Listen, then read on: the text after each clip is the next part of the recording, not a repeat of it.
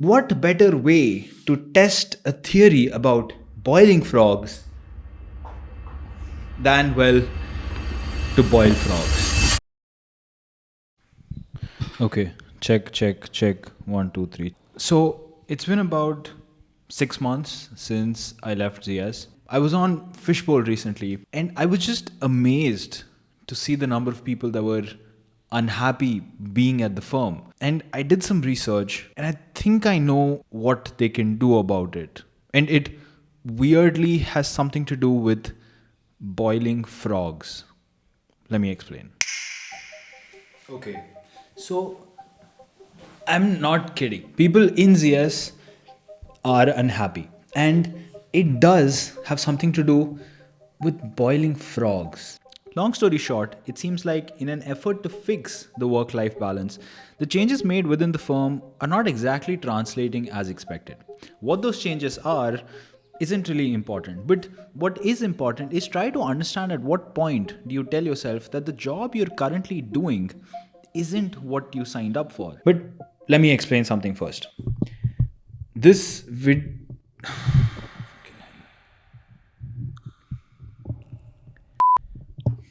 Okay, so this video is not going to be about the pros and cons of ZS and whether or not you should join it. There are other videos out there, you can go watch that. I'll probably make one in the future. This video is going to be about one simple thing. When is the best time to leave a company?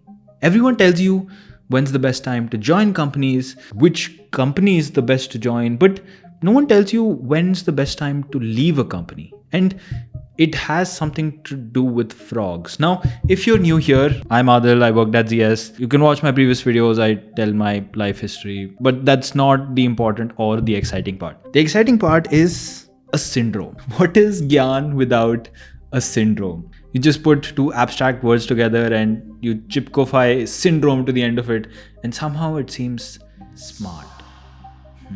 I'm getting off track. The syndrome that we're going to talk about today is called the boiling frog syndrome. So here's how it works. Imagine you had two frogs, A and B. You take frog A, you put it in boiling water. And of course, it jumps out because the water is too hot. But you take the second frog and you put it in normal water and it swims or crawls or whatever frogs do.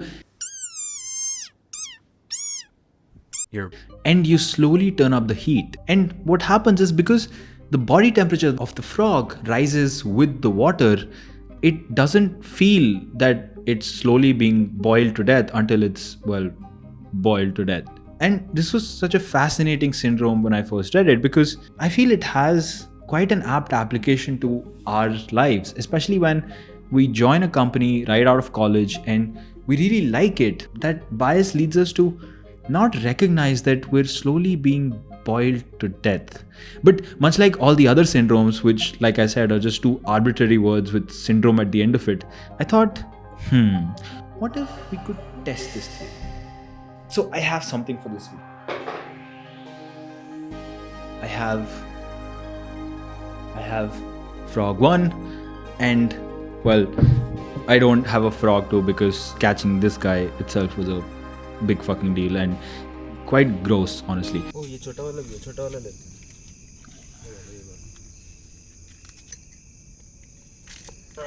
इसके सामने डब्बा रख दो।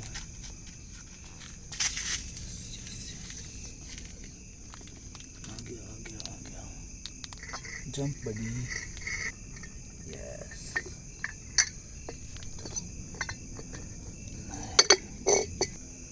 But yes, I do. I caught frogs and I thought, what better way to test a theory about boiling frogs than, well, to boil frogs?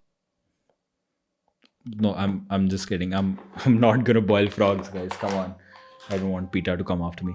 But I did catch this guy because, effort. So please like, share, subscribe. It is quite a fascinating theory because you are within a situation and you don't have a pulse on what's happening outside.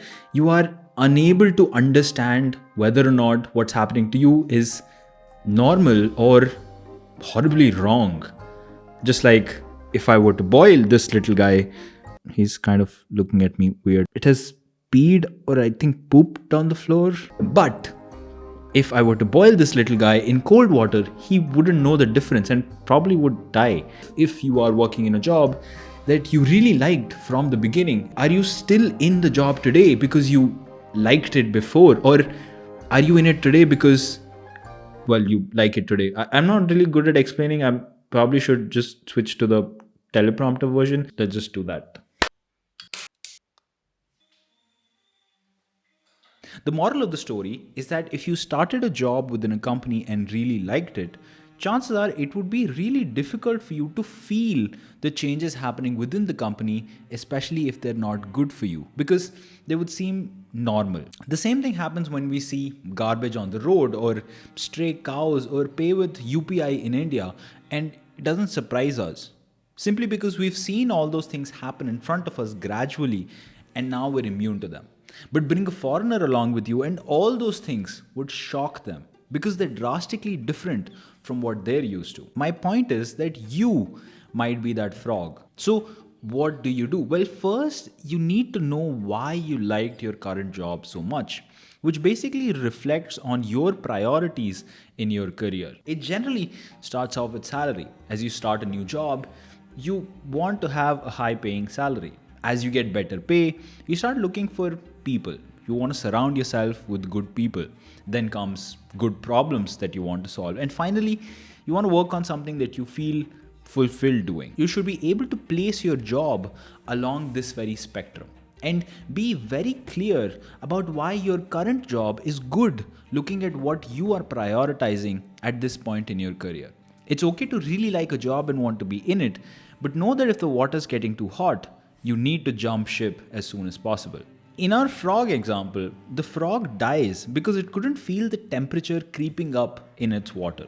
But what if it could? What if it could keep another hand in another pot of water which was cold? In which case, it would definitely realize that it's in trouble. So find your pot of cold water. Be curious about what other companies are doing in your field, or what policies they are implementing, or why your friends are happy or unhappy in the companies that they are part of. The beauty of being curious is that you can never lose. Best case, you find a company you really like and want to shift to, or worst case, you have a basic understanding of what companies in your domain are doing. This not only helps you get a broader perspective on where your company sits on the spectrum, but also shows you what the spectrum is itself, what the best and the worst looks like. For instance, a great company might give you unlimited leaves, but a bad company might give you work even on public holidays. Knowing what's out there is crucial to making better decisions, even if you're not making them right now. This is what I call scoping the market. Don't wait for your job to get bad to scope the market. Some of you may have already been contacted for job interviews by other companies, and chances are, if you're like me and you weren't looking to switch, you may not even take that interview. But here's the thing. You're better off knowing what's out there before you need it than desperately be looking for one when your current job becomes miserable. Plus, you can treat your interviews almost like a networking call. Having a recruiter in your network is almost always a good thing, irrespective of if you're trying to find a job or not. The thing with modern workplaces is that they have a high level of information asymmetry. Information asymmetry is when during an interaction between two parties, one party has more information than the other, making it easier to dictate terms. Hello, check, testing. Okay, so while we are talking about information asymmetry, I wanted to give you guys a concrete example of what information asymmetry looks like. So earlier this year, I went to Udaipur, and I'm a sucker for history. So when I went to Udaipur, I found these. These are postcards that have been hand painted on. Long story short, I got these postcards and I love them.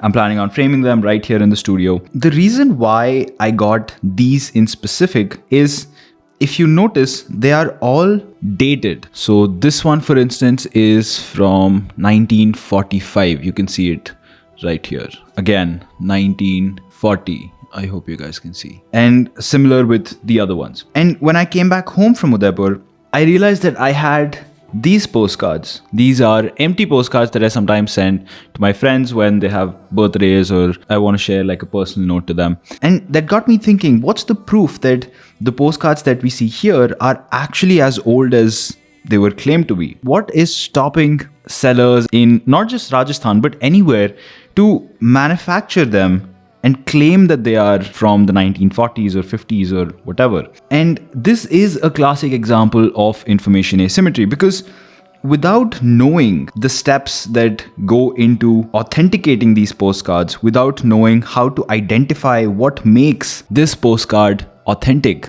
and real and actually as old as people claim it to be, and not just a normal postcard that was dyed and painted on by hand a month ago, you will never be able to figure out if this was actually from the 1945 or not. So my point is, with this example, that without having sufficient information, it can be very difficult to decide whether or not someone who does have more knowledge than you in an area is not using that against you. And that is exactly what information asymmetry is all about. The thing is, you might be underpaid in your job right now, and even though salary might be a priority for you, just because you don't know what the market value of your work is, you might be completely unaware of the potential hike you could get from a different company.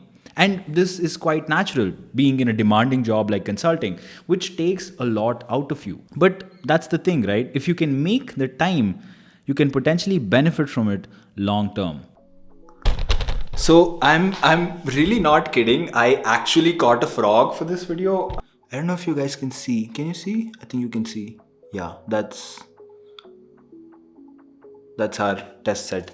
But yeah, it's quite a fascinating topic, and I don't know if it made sense what I was talking about in the video, but I think overall the question that you need to ask yourself is, do you like your job today genuinely, or are you being boiled to death without even realizing? And that's quite a good question to ask yourself every now and then. And I think that's another reason why it's super important to keep a pulse on the market. And like I talked about in the video, not shy away from giving interviews or scoping what's happening outside to understand what normal is. Being in an organization, you kind of get tunnel vision. You're not able to experience what's happening outside to even realize if you are in a good position or bad.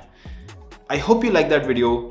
This guy definitely did not. I'm gonna go out and leave him and fill this up with the strongest alcohol I have.